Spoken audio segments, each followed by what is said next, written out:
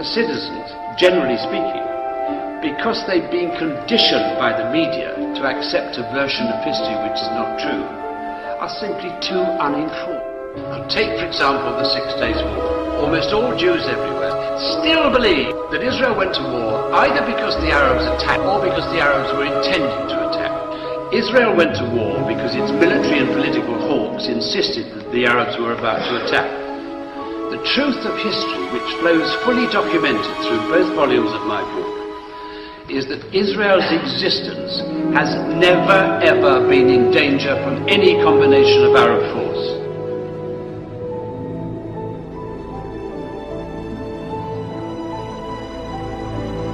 They started bombing the synagogues. They didn't bomb the synagogues saying, we are Zionists bombing the synagogues. They made it look like the Arabs are bombing the synagogues.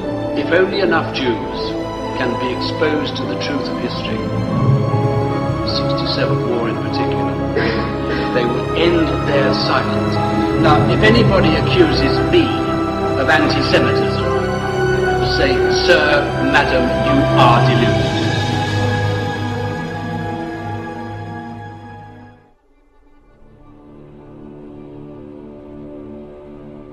Israel has broken more United Nations Security Council resolutions than all the other countries of the world put together. And for 60 years they've been allowed to occupy territory by violent military means in defiance of international law. Context that's often missing from the current reporting is that the Palestinian uprising is a 4-year-long occupation. There's no occupation in the story, then the story doesn't really make sense, and the occupation is frequently missing.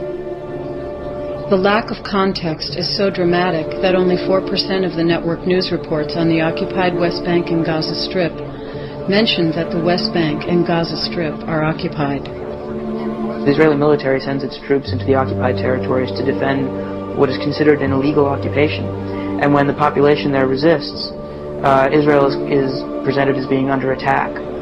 Israel was responding to an attack today. Israel has beefed up forces following a Palestinian mortar attack. They don't present it as saying Israel is the aggressor, Israel is killing people on their own land, in their own homes as an occupier. But no, Israel is defending itself. To Sharon, the West Bank invasion is simple self-defense. The Israeli Prime Minister reiterated Israel's right to self-defense. Israel's basic posture is anything but defensive.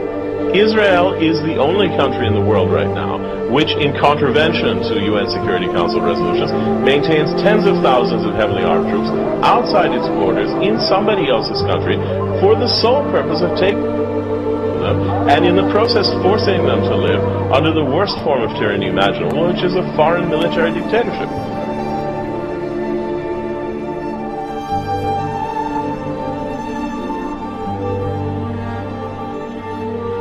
For decades, Israel has been colonizing Palestinian land by building settlements on that land. The settlements are in contravention of the Fourth Geneva Convention that forbids the transfer of population into land colonized by illegal force. The settlements are dotted throughout the Palestinian territories and are set up strategically, often on hilltops, to give Israel military control of the land and its natural resources, namely water. The settlements, together with the surrounding land that they have expropriated, control over 40% of the West Bank and Gaza Strip. They are linked together by a network of bypass roads that carve up the West Bank, restricting Palestinians' freedom of movement, and that simultaneously link the settlements to Israel proper. There are checkpoints everywhere. Palestinians can't get from one place to another. Drives that ordinarily would take 10 minutes now take 4 hours. All the main access and artery roads are controlled by Israel. Anything that enters and exits the Palestinian areas is underneath their control.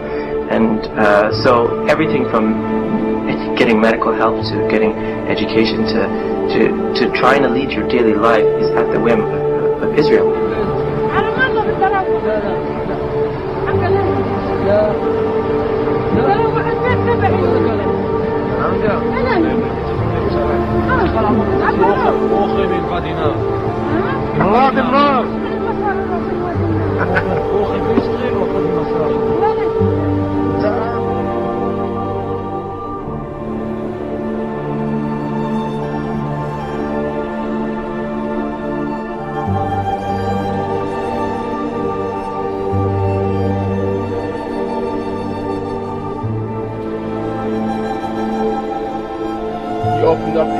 Rights Watch report, it says that Israel committed humanitarian crimes and crimes against humanity.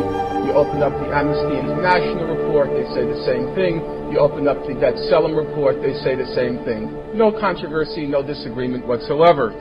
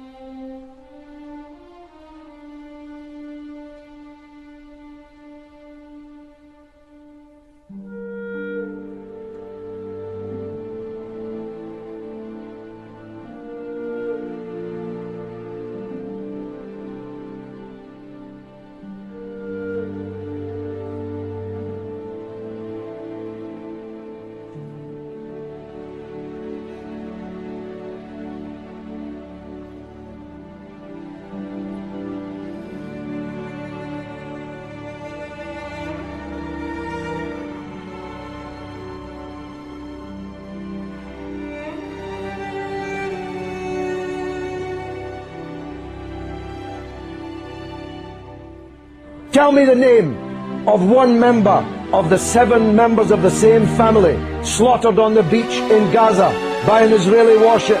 You don't even know their name, but you know the name of every Israeli soldier who is being taken prisoner in this conflict, because you believe, whether you know it or not, that Israeli blood is more valuable than the blood of Lebanese or Palestinians. That's the truth, and the discerning of your viewers already know it.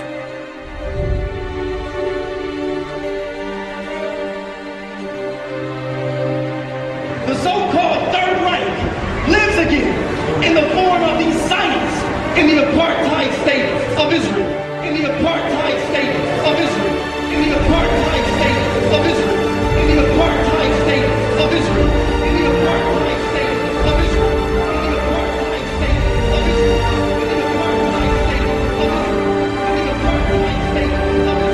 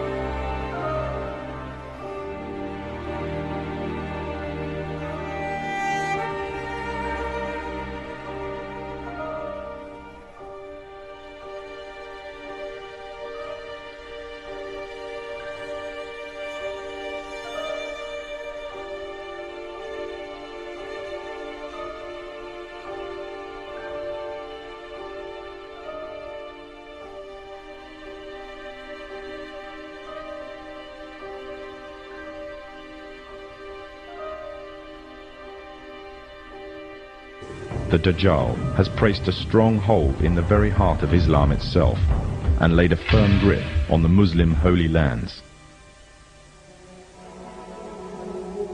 But although they plan, Allah also plans, and Allah is the best of planners. The final victory will be with the Muslims.